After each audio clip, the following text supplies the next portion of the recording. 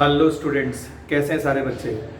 Hope सारे बच्चे अच्छे होंगे और सब बच्चे अपने जेई की प्रिपरेशन अच्छे से कर रहे होंगे फॉर योर फर्स्ट अटेम्प्ट। बेटा देखिए, आज मैं जो ये वीडियो बना रहा हूँ, इस वीडियो में बेटा हम लोग डिस्कस करेंगे मैथमेटिकल रीजनिंग, ठीक है, for JEE mains. JEE mains के अगर आप पुराने पेपर उठा के देखो तो आप ये ऑब्जर्व करोगे कि इस चैप्टर से एक क्वेश्चन फॉर श्योर, चाहे वो किसी भी शिफ्ट का एग्जाम हो, फर्स्ट शिफ्ट हो, सेकंड हो, एक क्वेश्चन फिक्स्ड है, ठीक है, फॉर 4 मार्क्स।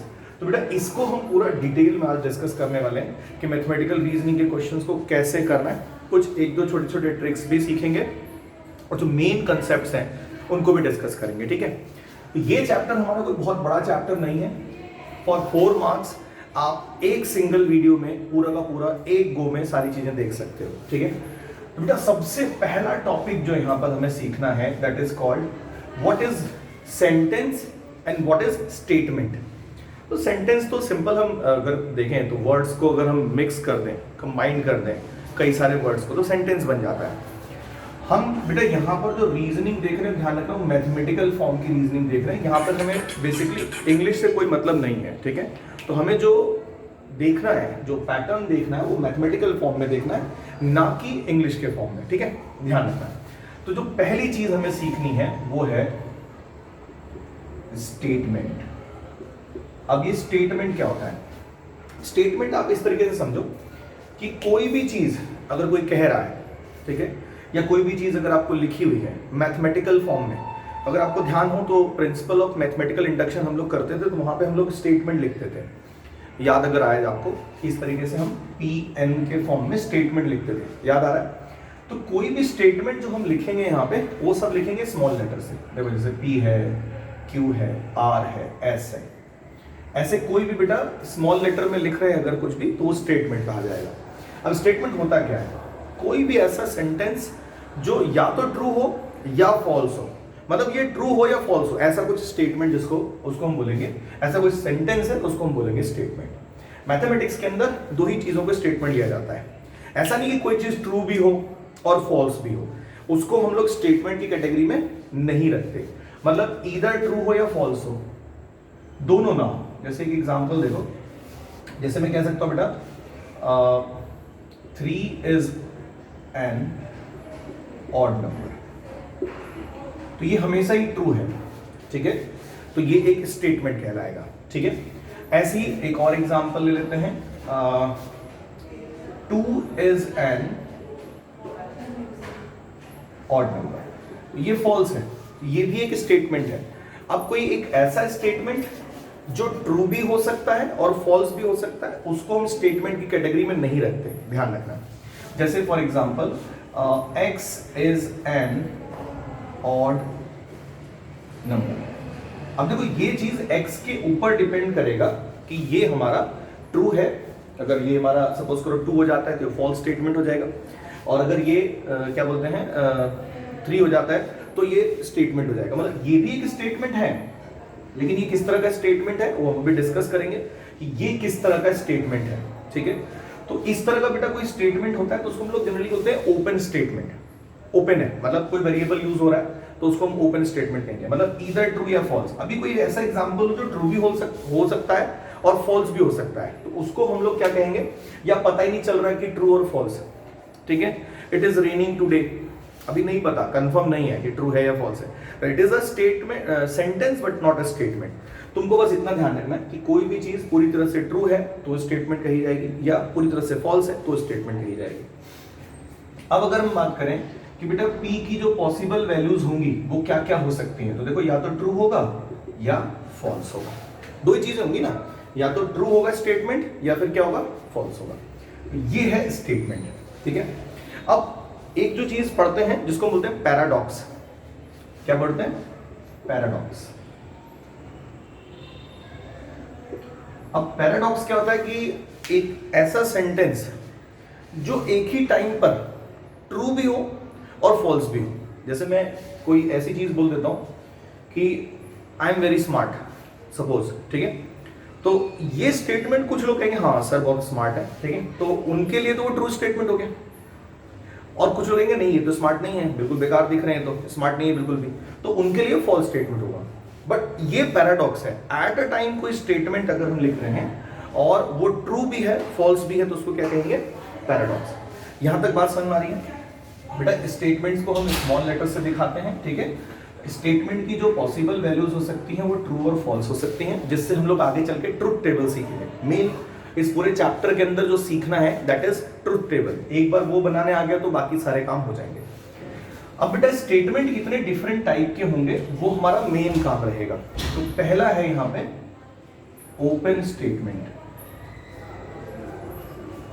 बेटा अभी थोड़ी देर पहले मैंने एक बहुत इंपॉर्टेंट बात आपको बताई कि अगर कोई स्टेटमेंट है जिसमें वेरिएबल इन्वॉल्व है, वेरिएबल समझ लो एक्स वाई, जैसे अभी लिखा था ना x is an odd number, तो वो ट्रू भी हो सकता है। एक्स अगर हमारा 3 हो गया, 5 हो गया, 1 हो गया इन दैट केस। और बेटा अगर वो 2 4 6 8 ये सब हो गया तो उस केस में भी वो क्या हो जाएगा, फॉल्स हो जाएगा। बट स्टेटमेंट रहेगा। तो किसी भी स्टेटमेंट में अगर वेरिएबल आ रहा है तो उसको हम ओपन स्टेटमेंट कहते हैं। इसके बाद हमारा टॉपिक है सिंपल स्टेटमेंट। सिंपल स्टेटमेंट बेटा सिंगल स्टेटमेंट को कहते हैं। एक कोई सिंगल स्टेटमेंट लिख दिया, ठीक है, जैसे Delhi is capital of India, Delhi is the capital of India. तो ये स्टेटमेंट किसी दूसरे स्टेटमेंट के साथ जुड़ा हुआ नहीं है, तो एक सिंगल स्टेटमेंट होगा तो उसको हम सिंपल स्टेटमेंट कहेंगे। और अगर एक से ज्यादा स्टेटमेंट को अगर हम जोड़ रहे हैं, अब जोड़ने के लिए हम कौन कौन से कनेक्टिव्स यूज कर सकते हैं वो भी इंपॉर्टेंट है। तो जैसे हम कंपाउंड स्टेटमेंट की बात करते हैं बच्चों, कंपाउंड स्टेटमेंट। तो कंपाउंड स्टेटमेंट क्या होता है, जैसे सपोज करो कोई स्टेटमेंट है, एक और स्टेटमेंट है, ठीक है। अभी हम सबसे छोटा अगर ज्वाइंट करेंगे तो 2 स्टेटमेंट को करेंगे। तो सपोज करो 2 स्टेटमेंट हैं, उनको हमने कंबाइंड किया विद सम कनेक्टिव, ठीक है। अब वो कनेक्टिव कुछ भी हो सकता है, एंड हो सकता है, और हो सकता है, कुछ और कनेक्टिव भी हो सकते हैं, ठीक है। अब अगर हम इस तरह का कोई कनेक्टिव यूज कर रहे हैं 2 या 2 से ज्यादा स्टेटमेंट्स को जोड़ने के लिए या मल्टीपल स्टेटमेंट्स को जोड़ने के लिए, उनको बोलते हैं बच्चों कंपाउंड स्टेटमेंट। जैसे मैंने खाना खाया एंड मैं स्कूल गया, फॉर एग्जाम्पल मैंने खाना खाया एंड मैं स्कूल गया। तो ये 2 स्टेटमेंट हैं मान लो, या अगर हम स्टेटमेंट ले रहे हैं, इनको कंसीडर कर रहे हैं, तो हम कह सकते हैं कि हाँ भाई ये कंपाउंड स्टेटमेंट है। अगर स्टेटमेंट हुआ तो मैं बात कर रहा हूँ, क्या पता वो स्टेटमेंट ही ना हो। फिलहाल हम बात करें, जैसे मैंने कहा बेटा 2 इज एन इवन नंबर, और उसके बाद लगाते हैं and every even number is divisible by 2। अब बेटा ये देखो तो 2 इज एन इवन नंबर एक स्टेटमेंट है, ठीक है, और ये दूसरा स्टेटमेंट है every even number is divisible by 2। अब इसको मैंने जोड़ा किससे बच्चों, एंड से, ठीक है। तो ये जो कहलाएगा, ये क्या कहलाएगा, कंपाउंड स्टेटमेंट, सही है। अब इसमें जो हमें मेन चीज पढ़ना है वो है सबसे इंपॉर्टेंट, कि सर जैसे इस पूरे चैप्टर के अंदर हमें जो सबसे इंपॉर्टेंट चीज है वो क्या पढ़ना है, तो वो बच्चों है कौन कौन से सिंबल हम इस्तेमाल करने जा रहे हैं। रहेगी बात स्टेटमेंट की, पैराडॉक्स की, ओपन स्टेटमेंट, सिंपल स्टेटमेंट या कंपाउंड स्टेटमेंट, इन सब से कोई क्वेश्चन नहीं बनना है, तो ये सिर्फ बेसिक नॉलेज के लिए मैं बता रहा हूँ। अब बच्चों ट्रुथ टेबल देखो किसके किसके बनेंगे, तो जो कनेक्टिव्स हैं जो हम यूज करते हैं 2 स्टेटमेंट को जोड़ने के लिए, उनको हम किस तरीके से ट्रुथ टेबल में यूज करते हैं, कैसे बोलते हैं, वो हमें सीखना है, ठीक है। तो कुछ सिंबल है बच्चों, उन्हें देखो ध्यान से। एक हम यूज करते हैं बेटा एंड। एंड जो है, अगर तुमको सेट थ्योरी याद है 11th क्लास की, थोड़ी थोड़ी भी याद है, तो आपको याद होगा एंड के लिए हम लोग इंटरसेक्शन यूज करते हैं। तो यहां बेटा इसको बोलते हैं कंजंक्शन, और सिंबल बिल्कुल उसके जैसे ही होता है, इंटरसेक्शन जैसा ही, बस यहां पर ये इस तरीके से लिखा जाता है। इसको बोलते हैं बच्चों कंजंक्शन। क्या बोलते हैं, ठीक है। दूसरा कनेक्टिव है बच्चों और, इसको हम लोग जैसे उसमें यूनियन होता था वैसा ही है, बस इसका सिंबल कुछ इस तरीके से, इसको बोलते हैं बेटा डिसजंक्शन, ठीक है। इसको क्या बोलते हैं, डिसजंक्शन। एक होता है बेटा नॉट, जैसे कोई स्टेटमेंट है, अगर आप उसको नॉट दिखाना चाह रहे हो तो इसका नॉट दिखाया जाएगा इस तरीके से, लाइक दिस, है ना। इसको क्या बोलते हैं, नॉट स्टेटमेंट। जैसे मुझे नॉट P दिखाना है तो it will be like this, ठीक है। इसको बोलते हैं निगेशन। वर्ड क्या यूज करते हैं इसके लिए? निगेशन। निगेशन का मतलब बेटा नॉट करना, सिंपल। अब हम इसी तरीके से और एक लें तो एक आता है बेटा इफ, और कुछ स्टेटमेंट रहेगा इसके आगे, और फिर लास्ट में क्या रहेगा? देन, और उसके बाद फिर स्टेटमेंट होगा, ठीक है। जैसे बेटा ये ना दो स्टेटमेंट को कनेक्ट करता है, तो जैसे एक स्टेटमेंट आपका P है मान लो, और एक स्टेटमेंट आपका Q है, तो इसको बच्चों हम लोग रिप्रेजेंट करते हैं P इंप्लाइज Q से। कैसे रिप्रेजेंट करते हैं? P इंप्लाइज Q, ये इसका तरीका है, ठीक है।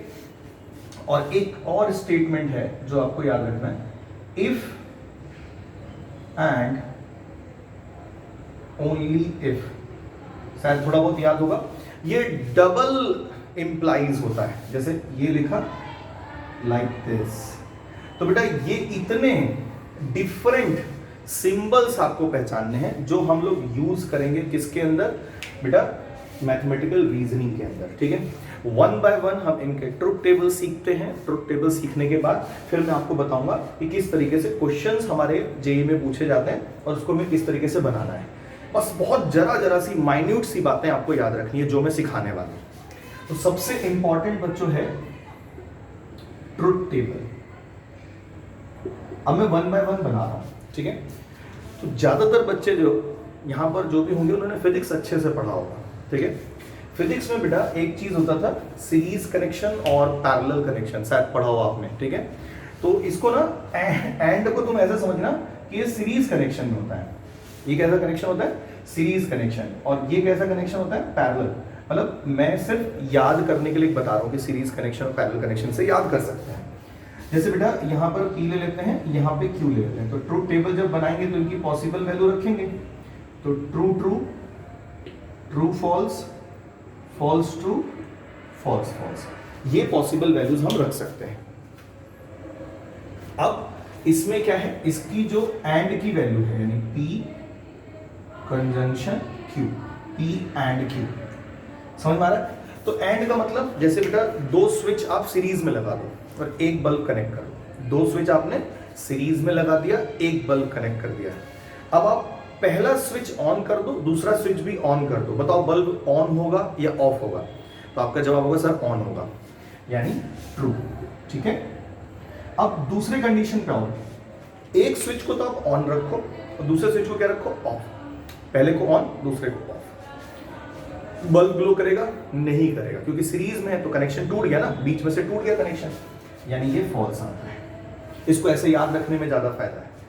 फॉल्स ट्रू, तो यहां पर भी वही हुआ, एक स्विच ऑफ है एक ऑन है, दैट मींस फॉल्स।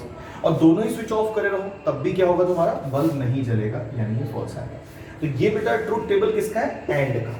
ये आपका ट्रूथ टेबल है एंड का, इसे जरूर से याद रखना, बहुत इंपॉर्टेंट है। अब मैं सिखाने जा रहा हूं बेटा और का ट्रूथ टेबल, इसे देखो जरा ध्यान से।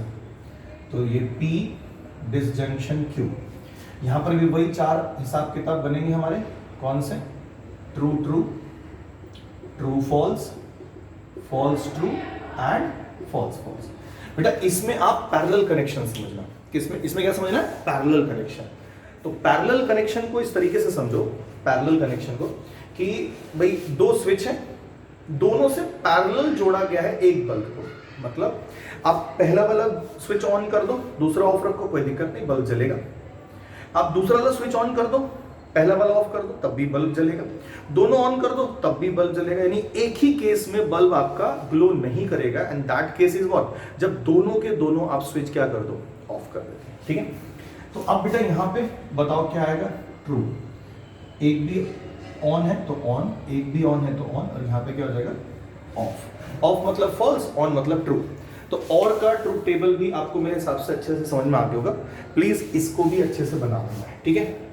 अब जो मैं डिस्कस करने जा रहा हूं बेटा वो है नॉट का। अब नॉट तो कोई डिस्कस करने वाली चीज है ही नहीं, सच बताएं तो। क्यों नहीं है? जरा देखो इसके पीछे सिंपल सी बात है कि सर अगर मैं कोई एक स्टेटमेंट ले रहा हूं तो उसी का तो नॉट बनेगा बस। तो ट्रू पे क्या हो जाएगा? फॉल्स, और फॉल्स पे क्या हो जाएगा? ट्रू। तो ये बेटा किसका है? ट्रूथ टेबल नॉट का। बहुत आसान है, ठीक है। तो ये तीन जो हमारे एंड और नॉट, ये 3 ही मेन ट्रुथ टेबल कहे जाते हैं, बाकी सब तो इन्हीं से निकाला जाता है। जैसे अब मैं इफ देन वाला बताऊंगा आपको, और इफ एंड ओनली इफ वाला भी डिस्कस करूंगा आपसे, ठीक है। तो पहले बेटा इतना पोर्शन जो जो काम का है प्लीज से नोट डाउन करें, फिर मिलते हैं।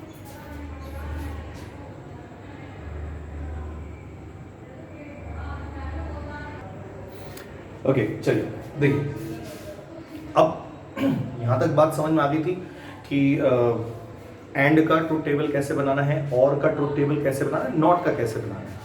अब बेटा मैं अगर इफ देन का बनाऊं, ठीक है, इफ कोई स्टेटमेंट लिखा है और उसके बाद लिखा है देन, बेटा इसके बाद भी स्टेटमेंट लिखा होता है, ठीक है। तो इफ के बाद जो स्टेटमेंट लिखा होता है उसको जनरली हम लोग पी कह देते हैं, देन के बाद जो भी लिखा होता है उसको क्यू कह देते हैं, ठीक है। इसको रिप्रेजेंट कैसे करते हैं, P arrow Q, P arrow Q, बड़ा सिंपल सा टास्क है। इसका ट्रूथ टेबल बेटा आप पहले से नहीं जानते, नहीं आपने फिजिक्स में इसको पढ़ा है, तो इसीलिए ये वाला पोर्शन जो है ये आपको लर्न करना है, इस पर ध्यान दीजिएगा प्लस, और किसी चीज पे ध्यान देने की जरूरत नहीं, वो तो ऑटोमेटिक लिंक हो जाएगा फिजिक्स से थोड़ा सा। यहाँ पे बेटा ट्रू ट्रू है, यहाँ पे ट्रू फॉल्स है, और यहाँ पे फॉल्स ट्रू, और यहाँ पे फॉल्स फॉल्स। अगर मैं ट्रू और फॉल्स को यहाँ पे इस तरीके से लिंक करूं कि हम मार्केट से कोई चीज खरीद के ला रहे हैं, ठीक है। फॉर एग्जांपल मैंगो लेके आ रहे हैं, आजकल मैंगो का सीजन है, मैंगो खरीद के ला रहे हैं बच्चों, मैंगो खरीद के ला रहे हैं तो मैंगो अच्छा हो सकता है, कुछ दिन बाद भी अच्छा रह सकता है, कोई अच्छा मैंगो कुछ दिन बाद खराब हो सकता है, या हम लेके आए वही खराब था, ठीक है। तो हमें कब खुशी होगी, उसको हम ट्रू लेके चलेंगे। हमें कब खुशी होगी, अच्छा मैंगो हमें मिले तो हमें खुशी होगी, ठीक है, कि चलो ये हमारा क्या नाम है, दुख नहीं होगा, मतलब हमें कह रहे खुशी होगी, ये वाला चीज दिमाग में मत रखो, ये को दुख कब नहीं होगा, तो जब दुख नहीं होगा तो हम उसको खुशी मानेंगे और ट्रू कर देंगे स्टेटमेंट, और जब दुख होगा, समझ में आ रहा है, तो उसको हम फॉल्स स्टेटमेंट मानेंगे, मतलब हम उसको फॉल्स कर देंगे, हम उसको, क्लियर है, इस तरीके से ट्रीट करेंगे।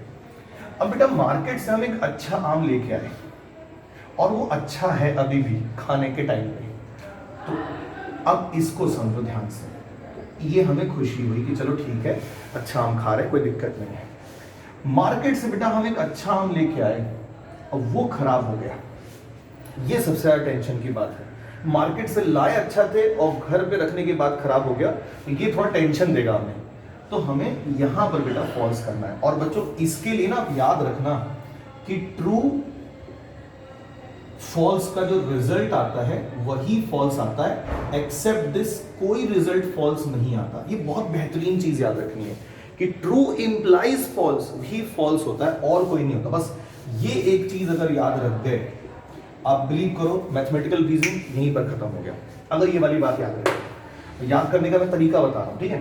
अब बेटा सपोज कर मार्केट से कोई खराब मैंगो लेके आए थे ऐसा तो पॉसिबल है नहीं, लेकिन फिर भी सोचो कुछ ऐसा चमत्कार हो गया, कुछ हो गया, वो मैंगो अच्छा हो गया, अब इससे ज्यादा खुशी की बात नहीं हो सकती, यानी यहाँ भी क्या हो जाएगा, ट्रू। अब मार्केट से आप खराब मैंगो लेके आए थे, वो खराब ही रहा, आपको कोई दुख नहीं होगा क्योंकि खराब ही लेके आए थे, खराब ही रहेगा, ऑब्वियस ही बात है। तो यहाँ पर भी आप लिखोगे ट्रू। पहले तो सब बच्चे मुझे कमेंट करके बताना, और जो बच्चे मेरे ऑलरेडी व्हाट्सएप ग्रुप पे हैं वो मुझे बताएंगे कि ये बात समझ में आई या नहीं आई, क्योंकि यही सबसे डेंजरस बात है, यही बेटा इंपॉर्टेंट है, ठीक है। क्योंकि जितने क्वेश्चन अगर आप देखोगे ना तो इंप्लाइज क्यू वाला तो आपको मिलेगा ही मिलेगा, ठीक है, तो ये ध्यान रखना है। अब लास्ट ट्रुथ टेबल बता रहे हैं बच्चों, जो है इफ एंड ओनली इफ का, इफ एंड ओनली इफ, ठीक है। तो सिंपल सी बात है, P डबल इंप्लाइज Q, मतलब बेटा इफ के आगे वाला स्टेटमेंट जो है वो P, और दूसरे वाले इफ के आगे वाला जो स्टेटमेंट है वो क्या माना जाएगा, Q। सिंपल, मतलब ये बीच का एक टर्म होता है, एक इधर का स्टेटमेंट होता है और एक इधर का स्टेटमेंट होता है, ठीक है। तो हम इस तरीके से रिप्रेजेंट कर रहे हैं और इसका ट्रूथ टेबल बना के मैं आपको दिखा रहा हूँ, ठीक है। यहाँ पे P ले लो, यहाँ पे Q ले लो, यहाँ पे P डबल इंप्लाइज Q, ठीक है। अच्छा, ये हो गया true true, true false, false true, false false. अब इसमें बेटा दोनों साइड देखना, ठीक है, कि आपको कब खुशी होगी। तो लेफ्ट टू राइट भी देखना, राइट टू लेफ्ट भी देखना, दोनों देखना है। तो एक मैंगो अच्छा था, अच्छा रहा, अच्छा रहा, अच्छा था, आप कहेंगे सर बढ़िया है। मतलब दोनों तरफ अगर सेम है तो देखो मैच करेगा, ट्रू आएगा, अदरवाइज फॉल्स आएगा। देखना, एक मैंगो अच्छा था खराब हो गया, दोनों साइड से हमको संतुष्ट रहना है। अच्छा ठीक है, तो क्या हुआ, दुख होगा आपको, भाई अच्छा था खराब हो गया, समझ में आ रहा है। अच्छा एक मैंगो खराब था अच्छा हो गया, आप बहुत खुश होंगे, लेकिन जब इधर से इधर जाओगे तो वो चीज, मतलब दोनों साइड से आपको सेम खुशी होनी चाहिए कि यहां से कुछ लेके यहां आए, यहां से कुछ लेके वहां गए, तो वो न्यूट्रलाइज हो गया, दुख में चेंज हो गया। तो यहाँ पर भी बेटा आएगा फॉल्स। और एक मैंगो आपका खराब था खराब रहा, खराब था खराब रहा, मतलब दोनों साइड से ये वाली बात देखनी है, ये बल से दिस इज ट्रू।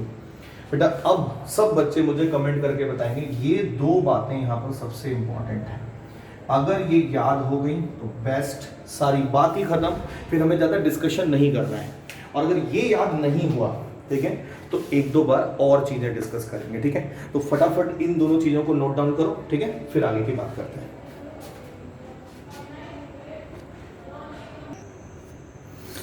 ओके देखो यहां तक डिस्कस करने के बाद अब बेटा हमें डिस्कस करना है सबसे इंपॉर्टेंट बात, प्रॉपर्टीज ऑफ, ठीक है, स्टेटमेंट, या you can say operations on statement, है ना। तो बच्चों एक बात लिख लो मेरी फिक्स्ड, जितनी भी सेट्स की प्रॉपर्टी थी, सारी की सारी प्रॉपर्टी कितनी, जितनी पड़ी थी, कम्यूटेटिव प्रॉपर्टी, एसोसिएटिव प्रॉपर्टी, ठीक है, डिमॉर्गन्स लॉ, डिस्ट्रीब्यूटिव लॉ, वो सब एज इट इज अप्लाई होता है किसके अंदर, हमारा मैथमेटिकल रीजनिंग के जो स्टेटमेंट्स हैं उनके ऑपरेशंस के अंदर, ठीक है। जैसे बेटा सबसे पहले अगर तुम देखो ध्यान से, एसोसिएटिव प्रॉपर्टी, जैसे कोई स्टेटमेंट लेते हैं, सपोज करो P है ना, ये Q और ये R, तो इसमें डिसजंक्शन लगा रहे हैं, मतलब यूनियन वाला है ना, और इसको आप एसोसिएट कर दो, या समझ रहे हो मेरी बात, इसको एसोसिएट कर दो, बात बराबर है, इसको कहते हैं एसोसिएटिव प्रॉपर्टी। ऐसी बहुत सारी प्रॉपर्टी हैं, ठीक है, लाइक दिस, इंटरसेक्शन में भी ले लो सेम टू सेम, ठीक है, पी क्यू आर, चाहे आप पी क्यू को एसोसिएट कर लो पहले, पी क्यू आर, चाहे क्यू आर को कर लो, ठीक है। तो ये कैसी प्रॉपर्टी बेटा, एसोसिएटिव प्रॉपर्टी। ऐसे ही हमारा अगर हम बात करें कम्यूटेटिव प्रॉपर्टी, सुना है, बहुत आसान है भाई, अगर ये लिखा है तो आप इसको ये लिख सकते हो, कोई दिक्कत नहीं, और अगर बेटा ये लिखा है इंटरसेक्शन तो आप ये लिख सकते हो, ठीक है। बहुत बेसिक चीजें बता रहा हूं, ठीक है। अब और प्रॉपर्टी देखो, एक पढ़ा था हमने, अगर ध्यान हो, डिस्ट्रीब्यूटिव प्रॉपर्टी दो तरीके से बनता था, एक तुम लोगों को याद होगा A intersection B union C, है ना, ऐसा था, तो ये आता था बेटा ए इंटरसेक्शन बी यूनियन, है ना, याद है, ए इंटरसेक्शन सी। बिल्कुल सिमिलर तरीके से यहां पर भी प्रॉपर्टी लगती है, मतलब आपको सेट्स वाली प्रॉपर्टी याद है, वही सेम यहां लगा देना है, कुछ भी नया नहीं करना है। जैसे P intersection Q union R, मतलब आपको पढ़ना है P और Q, P एंड Q और Y, सॉरी Q और R। अब देखो जरा इसको क्या लिखोगे, तो P एंड Q, ठीक, और P एंड R। चलो बड़ा बेसिक चीज है, सबको समझ में आ रहा है, यही चीज सबसे इंपॉर्टेंट है। ये प्रॉपर्टी जिसको आ गई उसको मतलब फिर मैथमेटिकल रीजनिंग में प्रॉब्लम नहीं है, और ज्यादा मतलब टफ टास्क नहीं है। अच्छा बेटा ये लिखाओ P यूनियन टाइप का लिख दिया, मतलब डिसजंक्शन, और यहाँ पे लिखाओ Q इंटरसेक्शन R, कोई दिक्कत नहीं, P डिसजंक्शन Q, फिर उसके बाद conjunction P disjunction R, simple. इसके बाद आता है बेटा डी मॉर्गन्स लॉ, अगर आपको ध्यान हो तो डी मॉर्गन्स लॉ क्या आता है बेटा, जैसे याद आ रहा है, कोई चीज लिखी है उसमें फिर नॉट लगा दे, तो बेटा इसको हम लोग बोलते हैं निगेशन, ठीक, नॉट, समझ लो। तो P इंटरसेक्शन Q लिखा है, तो आप इसको लिखोगे नॉट P इंटरसेक्शन का हो जाएगा यूनियन, यानी डिसजंक्शन हो गया, कंजंक्शन का डिसजंक्शन, और यहाँ पे नॉट Q। ये तो आपने डी मॉर्गन्स लॉ पढ़ा हुआ है, अरे ये वाला यार, A इंटरसेक्शन B का dash is equal to A dash union B dash, सबको पता है ठीक है। अब हम बहुत बेसिक बातों पे आ रहे हैं, ठीक है, यहां तक हो गया। नेक्स्ट आते हैं कि सर अगर यही सेम चीज P डिसजंक्शन Q में हो तो क्या कोई दिक्कत नहीं, नॉट P और यहाँ पे हो जाएगा इंटरसेक्शन, यानी क्या बोलते हैं इसको, कंजंक्शन, नॉट Q। ठीक है, ये जो प्रॉपर्टी हमने पढ़ी बेटा, ये सारी सेट्स में हमने पढ़ रखी हैं, अगर तुम ध्यान से देखो। अच्छा, इसमें बेटा दो बातें जो हमें ध्यान रखनी है, एक है यहाँ पे टोटोलॉजी और एक है फैलेसी। एक है टोटोलॉजी, मतलब इसको बोलते हैं ट्रू। बेटा टोटोलॉजी को हम रिप्रेजेंट करते हैं T से, ठीक है, स्मॉल t से, टोटोलॉजी। इसका मतलब होता है ट्रू, ज्यादा बेटर है ऐसे लिखो, यूनिवर्सल ट्रू, मतलब यूनिवर्सल ट्रूथ हो, मतलब सेट के अंदर इसको आप ऐसा समझना, ये इक्विवेलेंट टू यूनिवर्सल सेट है, यूनिवर्सल सेट है ना, इसका इक्विवेलेंट है कि नहीं। और एक होता है बेटा फैलेसी। फैलेसी को स्मॉल f से दिखाते हैं, मुझे जहां तक ध्यान आ रहा है एक और सी अल्फाबेट है, मुझे लगता है E से दिखाते हैं या C से दिखाते हैं, तो कुछ बुक्स में बेटा वैसा भी मिल सकता है, C से दिखा देते हैं, C से दिखाते हैं, ठीक है। तो फैलेसी या, ठीक है, इसको C से रिप्रेजेंट कर दो। फैलेसी का मतलब होता है बेटा फॉल्स, ठीक है, यूनिवर्सल फॉल्स है ना, universal lie you can say, झूठ, ठीक है। और इसको आप अगर कंपेयर करोगे सेट से तो ये 5 के बराबर है, ठीक है, फैलेसी 5 के बराबर और टोटोलॉजी किसके बराबर है बेटा, यूनिवर्सल सेट के बराबर, ठीक है। तो टोटोलॉजी और फैलेसी, ये दो चीजों के ऊपर भी कुछ ऑपरेशंस आपको मिल सकते हैं। जैसे बेटा कोई भी सेट है, सेट कह रहा हूं सॉरी, स्टेटमेंट है, अब उसका हमने कंजंक्शन लिया टोटोलॉजी से। अब तुम बताओ कोई भी सेट का इंटरसेक्शन अगर हम यूनिवर्सल सेट से ले तो वही वाला सेट आता था कि नहीं आता था, बोलो हाँ या ना। तो आप कहेंगे हाँ सर बिल्कुल सही है। तो सारा का सारा जो प्रॉपर्टी हमने सेट में पढ़ा था ना, वो सारा एज इट इज यहाँ पर अप्लीकेबल होगा। अगर बेटा किसी सेट को आप फैलेसी से इंटरसेक्शन लेंगे तो क्या आएगा, फैलेसी आ जाएगा, ठीक है। फैलेसी का मतलब क्या होता है बेटा, फॉल्स, सिंपल। इस चीज को जरा एक बार नोट कर लें। 2 या 3 प्रॉपर्टी बच्चों और डिस्कस करनी है, वैसे इसमें 2-4 और आ सकती हैं, लेकिन मैं डिस्कस नहीं कर रहा क्योंकि सेट की प्रॉपर्टी आपको आती है, नहीं आती होगी तो जब जब क्वेश्चंस करेंगे कहीं पर इस्तेमाल होगा तो मैं साइड में लिखता चलूंगा, आप इसको नोट डाउन करिए, फिर थोड़ा आगे बढ़ते हैं। ओके देखो, इसके बाद बेटा जो 9 तक हो गया था सेट, 10th प्रॉपर्टी है कि ये चीज अगर किसी को याद होगी ना कि ये प्रॉपर्टी में किसके बराबर होता है, तो बच्चों ये बराबर होता है निगेशन ऑफ P डिसजंक्शन, मतलब यूनियन एक तरह से Q के बराबर। इसके बराबर होता है इसके बराबर। और बहुत ज्यादा इस्तेमाल होने वाला एक ऑपरेशन है, ये आगे निगेशन लगा देंगे और फिर कह देंगे P इंप्लाइज Q। तो बेटा ये ना देखो, पहले P इंप्लाइज Q खोल लेना और उसमें निगेशन लगा लेना, तो ये आएगा निगेशन ऑफ Q। ये जो यूनियन वाला पार्ट है वो इंटरसेक्शन बन जाएगा, अगर डिसजंक्शन क्या बन गया, कंजंक्शन, और यहाँ पे आ जाएगा P। आप कहिए सर ये कैसे हुआ, देखो मैं समझा रहा हूँ, ध्यान से समझो। ये चीज लिखिए बेटा, इसको मैं ऐसे लिख सकता हूँ, निगेशन बाहर रहने दो, यहाँ पे नॉट P, मतलब ये वाली चीज तो बेटा आपको लर्न करनी है, सीधा सीधा मैं बोल रहा हूँ, ठीक है, सीधा सीधा लर्न करना है, ठीक है। अब इसको देखो, तो ये हो गया दिस Q। अब बेटा खुद देखो, क्या यहाँ पर डी मॉर्गन्स लॉ लग रहा है। अब कहेंगे सर डी मॉर्गन्स आपने बताया नहीं था पहले, अरे डी मॉर्गन्स आपको याद है यार, कौन सा, A यूनियन B का dash, it will be A dash intersection B dash, बिल्कुल सेम तरीके से चलो, इसका डैश लगाओ और इसका निगेशन करो तो P आ जाएगा। इसका क्या हो जाएगा बेटा, इंटरसेक्शन जैसा बन गया, यानी कंजंक्शन बन गया, और इसका क्या बन जाएगा, नॉट Q। और अब तुम देखो ध्यान से, यही तो लिखा है यहाँ पे, तो आप इसको ऐसे लिख सकते हो बेटा। प्लीज इसको जरा ध्यान से देख लो, बहुत इंपॉर्टेंट है। इसके बाद एक लास्ट हेडिंग एंड देन फिर हम क्वेश्चंस पे आ रहे हैं, बस पूरा काम खत्म है। एक लास्ट हेडिंग लिखनी है बस, ठीक है। 2 चीजें जिसमें भाई यहां तक नोट कर लिया सबने, ठीक है, तो जल्दी से नोट करिए। चलिए अब आते हैं मेन मुद्दे पे। एक वर्ड सुनना बच्चों, कंट्रा पॉजिटिव, और एक वर्ड होता है कन्वर्स।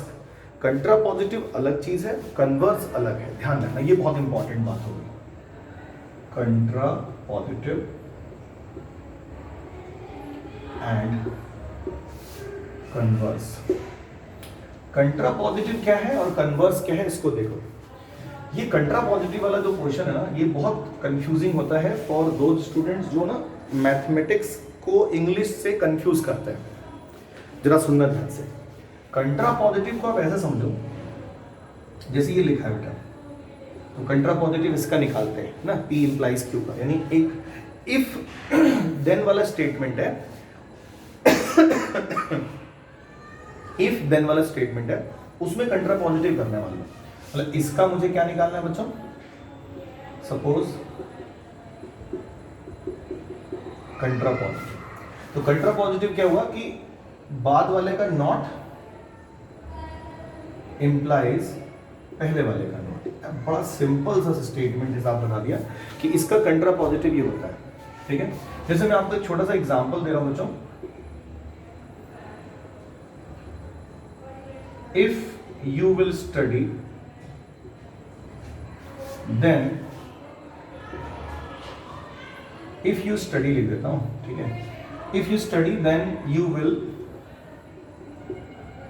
पास। एक सिंपल, देखो मैं इंग्लिश पे नहीं जा रहा, मैं सिंपल इस पे जाऊंगा जो मैथमेटिक्स के अंदर ऑपरेशन है। तो बेटा इसका कंट्रा पॉजिटिव स्टेटमेंट क्या होगा, आप देन वाले को पहले लिखेंगे, ठीक है, इस वाले को बाद में। मतलब इसको आप P मान लो बेटा, इसको Q। इसका नॉट क्या होगा, यू विल नॉट पास, तो इफ लगाओ आगे, if you will not pass then you do not study, या जो भी आप लगाना चाहो वो लगा सकते हो। मतलब यहां पे निगेशन करना है इसका, then you do not study, कुछ इस तरह का। इसको बोलते हैं बच्चों कंट्रा पॉजिटिव। और कन्वर्स का क्या सिस्टम है वो देखो। अगर कोई स्टेटमेंट P इंप्लाइज Q दे रखा है और आप उसका क्या निकालना चाह रहे हैं, कन्वर्स, या प्लीज ध्यान देना, इसमें कुछ नहीं होता, Q इंप्लाइज P हो जाता है, कन्वर्स हो जाता है, ठीक है, लाइक दिस। ठीक है, ओवरऑल सारे स्टेटमेंट का काम खत्म हो गया। ठीक है, अब यहां तक बेटा सब अच्छे से समझो। मैं कुछ क्वेश्चंस आपके सामने अब रख रहा हूं, ठीक है, वन बाय वन कौन से ईयर में पूछा गया है वो भी बता के चलूंगा, और उसके बाद हम कुछ क्वेश्चंस करते हैं, बनाते हैं और देखते हैं कि समझ में आ रहा है कि नहीं आ रहा। ठीक है, प्लीज नोट डाउन करो इसको।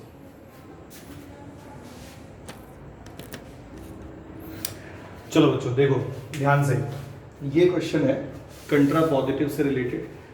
देखो टोटल ना, अगर टाइप्स ऑफ क्वेश्चंस को देखोगे ध्यान से, तो इसको मान के चलो 3-4 क्वेश्चन टाइप तरीके से डिवाइड कर लेते हैं। ज़्यादातर क्वेश्चन देखो कंट्रा पॉजिटिव इससे पूछ लेगा, है ना, कन्वर्स पूछ लेगा, टोटोलॉजी इसके ऊपर पूछ लेगा, फैलेसी के ऊपर क्वेश्चन पूछ लेगा, एक हो जाएगा कि केवल प्रॉपर्टी लगानी है उसके ऊपर क्वेश्चन पूछ सकता है, और लास्ट जो सबसे ज़्यादा लेंदी होते हैं वो ट्रुथ टेबल का यूज करके क्वेश्चन पूछ सकता है। ठीक है, तो ये टोटल 4-5 टाइप के क्वेश्चन बन सकते हैं, उसमें से ये पहला टाइप है बेटा।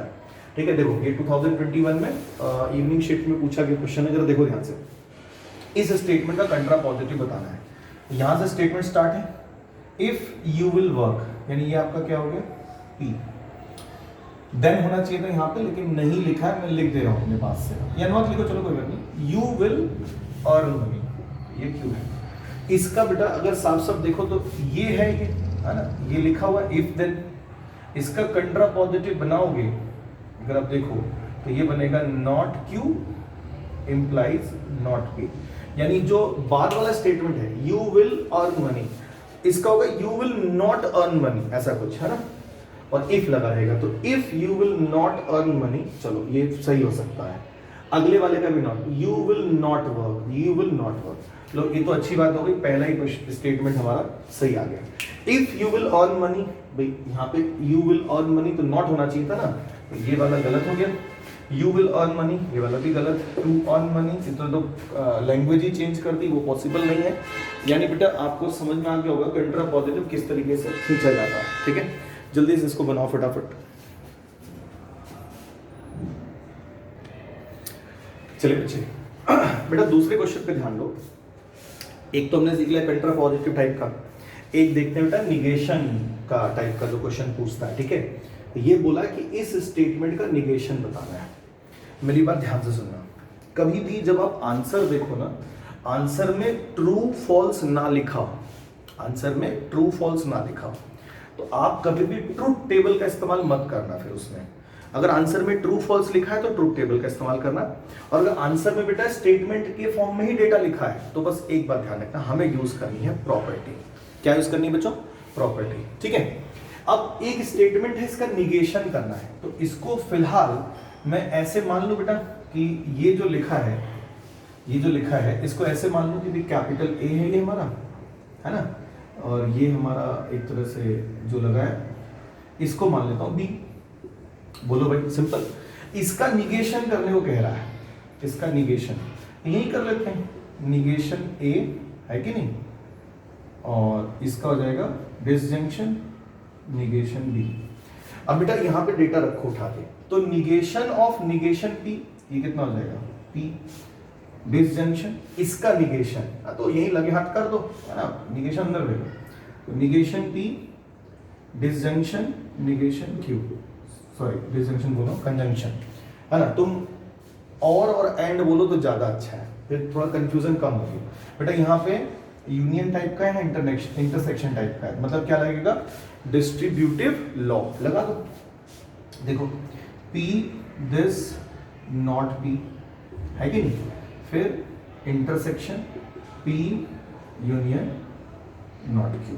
अब देखो ध्यान से बेटा, इन दोनों में जैसे कोई सेट है और एक उसका कॉम्प्लीमेंट है, मतलब सेट और उसका कॉम्प्लीमेंट, यानी कि A और A डैश में यूनियन करो कभी भी, क्या आता है, यूनिवर्सल सेट।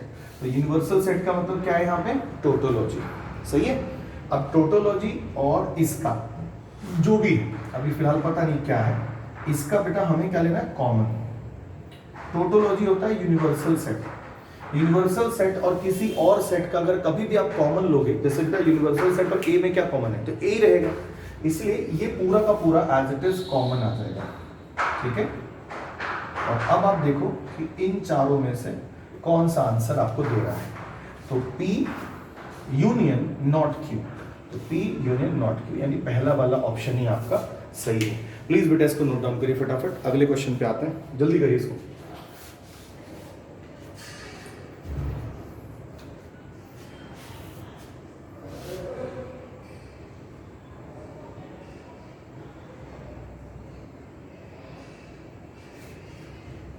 जल्दी करो, डन। ओके, आते हैं अगले क्वेश्चन में।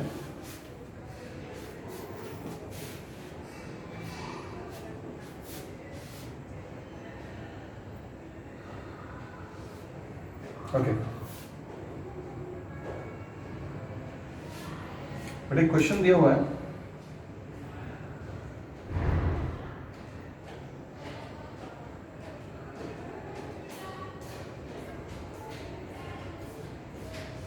ओके ये बताना है कि ये किसके इक्विवेलेंट है ना। ये 2021 में 20 जून का है, ये आई थिंक इवनिंग शिफ्ट में ये भी पूछा गया था। P intersection not Q implies that, अब मैं सिंबल ढंग से नहीं समझ पा रहा हूँ, कहीं गड़बड़ ना किया हो, ये लिखा है बेटा। ठीक है, अब ये कह रहा है कि किसके इक्विवेलेंट आएगा, मतलब दिस इज इक्वल टू ऐसे करके लिखा हुआ है, एंड वी हैव 4 ऑप्शंस। मैं आपके सामने ऑप्शंस लिख देता हूँ। One is Q implies P, P implies Q, not Q implies P, and P implies not Q। बड़ा सिंपल है, अगर देखो हिसाब किताब लगाओ तो बच्चों यहाँ पे साफ पता चल रहा है कि हम प्रॉपर्टी इस्तेमाल करेंगे तो हमें फायदा है। प्रॉपर्टी सेट्स की ही इस्तेमाल होगी, सेट्स में अगर प्रॉपर्टी में किसी को दिक्कत आती है तो फिर एक चीज सीखी तुम लोगों ने, वेन डायग्राम, उसको यूज कर लेना, कोई टेंशन नहीं होगा।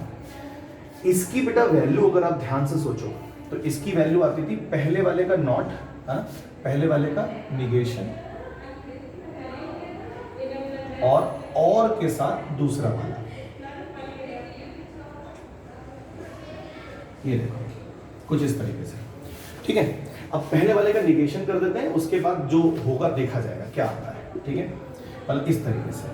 अच्छा, अगर आप इस चीज को कर दो जरा सॉल्व, तो what you will get, negation of P ये हो जाएगा यूनियन टाइप का, यहाँ हो जाएगा क्यू, ठीक है बेटा, और ये हमारा Q union not T, like this, ऐसा।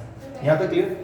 अब जो तुम लोगों ने डिस्ट्रीब्यूटिव प्रॉपर्टी पढ़ा है, डिस्ट्रीब्यूटिव प्रॉपर्टी को अगर उल्टा देखो, what is common in these two brackets, तो तुम कहोगे, सॉरी, तुम कहोगे कि ये नॉट पी और यूनियन टाइप जो है, तो सारे यूनियन हो रहा है, तो सारा ही यूनियन है, तो फिर ऐसा होता था नॉट पी, ठीक है, तो सारा यूनियन है तो फिर तो एक साथ लगाओ, ठीक है, तो इट विल बी लाइक, मुझे क्यों ऐसा लग रहा है कुछ गड़बड़ हो रहा है,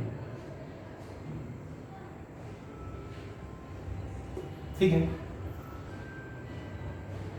लगाइए, चलिए, सारे यूनियन तो एक साथ हो गए, तो क्यू यूनियन क्यू क्यू होता है, और ये यूनियन होगा तो ये तो यही आ गया कि भाई जो डेटा है उसी का यूनियन उसी से हो रहा है, तो सेम आ गया, नॉट पी ये क्यू, ये बेटा ये हमारा आंसर आ गया, ठीक है। अगर आप इसको ध्यान से देखें तो ये कुछ और नहीं है, P इंप्लाइज Q है, बोलो बच्चों हाँ या ना, क्योंकि यही वैल्यू तो आपकी आती थी ना, नॉट P यूनियन Q के बराबर, तो P इंप्लाइज Q कहाँ है, B वाला ऑप्शन है।